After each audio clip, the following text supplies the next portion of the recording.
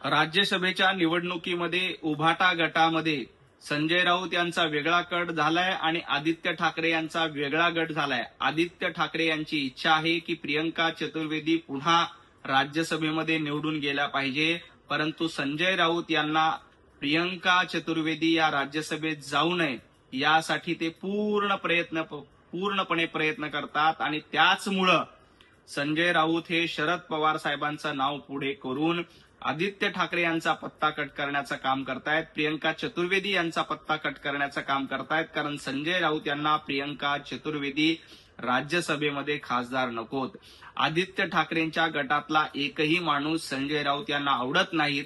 त्यामुळे जाणीवपूर्वक शरद पवार साहेब निवडणूक लढणार, शरद पवार साहेबांनी निवडणूक लढण्याची इच्छा दाखवली आणि त्यांनी इच्छा दाखवली तर महाविकास आघाडी योग्य निर्णय घेईल असं सांगून संजय राऊत शरद पवार साहेबांचं नाव पुढे करतात. परंतु यामध्ये शरद पवारांचा उदो करायचा नाही तर आदित्य ठाकरे आणि प्रियंका चतुर्वेदी यांचा पत्ता कट करायचा, हे संजय राऊत यांच्या डोक्यातला धूर्तपणा आहे आणि हा धूर्तपणा आदित्य ठाकरे यांनी ओळखलेला आहे, हे संजय राऊतांना लक्षात आले.